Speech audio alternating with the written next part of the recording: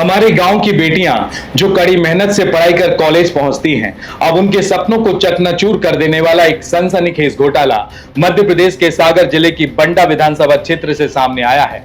बंडा के शासकीय राजीव गांधी कॉलेज में 2019 से लेकर 2023 तक स्कॉलरशिप के नाम पर लाखों रुपए की हेराफेरी की गई। यह राशि उन छात्राओं के लिए थी जो 60% अंकों के साथ हायर सेकेंडरी परीक्षा पास कर कॉलेज में पढ़ने आई थी। सरकार ने इनके लिए 5,000 रुपए की स्कॉलरशिप तय की थी जो सीधे उनके बैंक खातों में जानी थी, लेकिन इस राशि को कॉलेज के जिम्मेदार अधिकारियों ने अपने करीबियों के खातों में डालकर हड़प लिया। साहब नमस्कार, मैं हूं आपके साथ में भूपेंद्र सिंह और आप रिपब्लिक सागर मीडिया के साथ में हैं। सबसे पहले हमारे चैनल को सब्सक्राइब करें and don't forget press the bell icon to get all the notification for our upcoming video. Shri Hanumant Chhaya jewellers में आपका स्वागत है। शानदार कलेक्शन के साथ गहनों की दुनिया में आपका स्वागत है, जहां परंपरा और आधुनिकता का बेहतरीन संगम मिलता है। 2019 से 2023 तक इस कॉलेज में 1500 छात्राओं ने स्कॉलरशिप के लिए आवेदन किया था, लेकिन भुगतान 2061 छात्राओं के नाम पर दिखाया गया, यानी कि 561 ऐसे अपात्र छात्राओं के नाम जोड़े गए जो कभी कॉलेज में थे ही नहीं। इन फर्जी खातों में 28,05,000 रुपए डाले गए और इतना ही नहीं, 964 पात्र छात्राएं ऐसी भी हैं जिन्हें आज तक 1 रुपए भी नहीं मिला।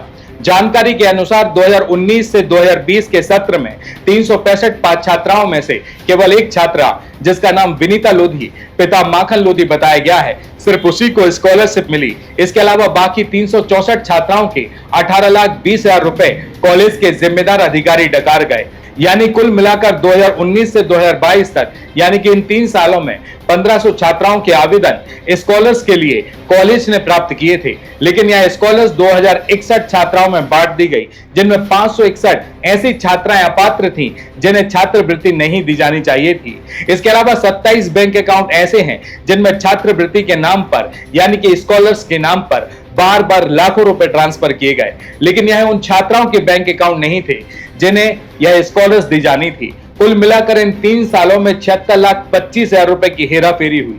यह राशि उन बेटियों की थी जो पढ़ाई के लिए दिन रात मेहनत कर रही थी। अब इस घोटाले में कॉलेज के तत्कालीन प्राचार्य doctor SG Sen, doctor HS Ganveer, doctor BD Ahirwar की भूमिका संदिग्ध बताई जा रही है। वहीं कॉलेज में कंप्यूटर ऑपरेटर रहे नीलेश खरे, उनके पिता राजाराम खरे, दादा प्रेम नारायण खरे और 27 अन्य लोगों के बैंक अकाउंट में यह राशि डाली गई है।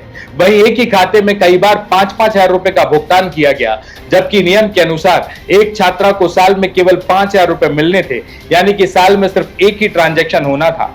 वहीं 2018 में कॉलेज में दाखिला लेने वाली उजमा कुरैशी को 2021 तक कोई छात्रवृत्ति नहीं मिली।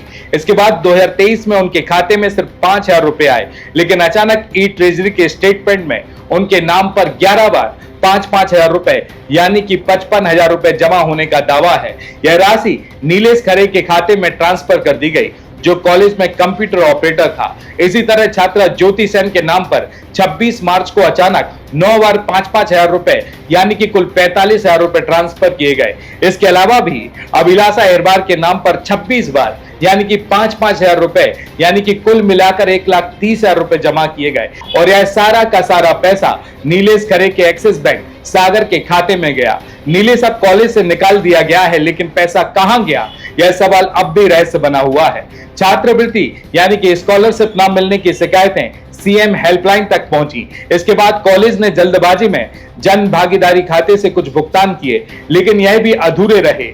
वहीं उच्च शिक्षा अतिरिक्त संचालक डॉक्टर रेखा बरेठिया का कहना है कि उन्हें इसकी कोई जानकारी नहीं है, जबकि कलेक्टर कार्यालय ने 9 अप्रैल को शिकायत उनके दफ्तर को भेजी थी। इससे साफ है कि इस मामले को दबाने की भरसक कोशिश की जा रही है। तो वहीं डॉक्टर SG सेन, जो 2015 से 2020 तक कॉलेज के प्राचार्य रहे, उनका कहना है कि कोरोना कॉल में देरी हुई, लेकिन जब सवाल पूछा गया कि अपात्र आवेदकों के नाम क्यों जोड़े गए, तो इसका उनके पास कोई जवाब नहीं था। इसी प्रकार डॉक्टर SH गणवीर, जो कि 2020 से 2021 तक इस कॉलेज के प्राचार्य रहे, वह भी इसका कोई जवाब नहीं दे सके।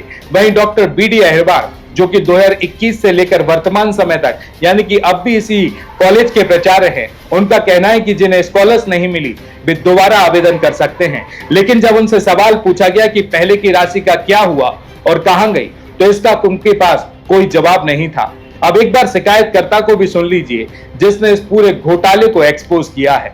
जब से मैं अध्यक्ष बना हूं तो कई छात्रों की शिकायतें आ रही थी कि हमें छात्रवृत्ति नहीं मिली, बार बार ये विषय आ रहा था। तो इसमें जब हमने जानकारी ली तो ये हमारे संज्ञान में आया कि बड़ी मात्रा में छात्रों की छात्रवृत्ति के साथ हेराफेरी हुई है।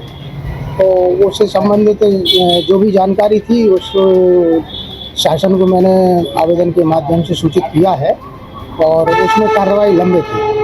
कितनी छात्रों के साथ ये लेकिन निश्चित तौर पे तो नहीं कहा जा सकता, लेकिन सैकड़ों की संख्या में छात्राएं हैं जिनकी छात्रवृत्ति के साथ हेराफेरी हुई है। कई दूसरे खातों में छात्रवृत्ति ट्रांसफर करवा के उनको उससे वंचित किया गया है। ऐसा भी जानकारी में आया है कि कई अपात्र छात्र थे और जो महाविद्यालय के छात्र ही नहीं थे उनके नाम से भी राशि निकाली गई है। इस संबंध में शासन को सूचना दी गई है और शासन के स्तर से उसमें कार्रवाई की जा रही है। अब बंडा विधायक का क्या कहना है इस पूरे मामले को लेकर, थोड़ा सा उनको भी सुन लीजिए।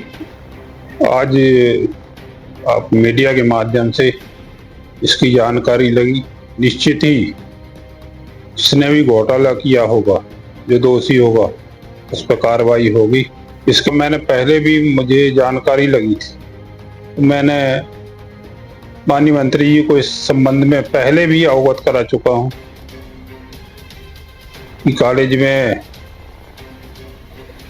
ये अगर घोटाला हुआ है तो निश्चित ही मैं पहले ही संज्ञान में लिया और मैंने माननीय उच्च शिक्षा मंत्री से पत्र के माध्यम से और मुलाकात करके इसकी जानकारी दी।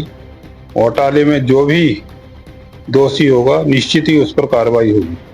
यह घोटाला सिर्फ पैसों की चोरी नहीं बल्कि गांव की बेटियों के भविष्य के साथ में खिलवाड़ है।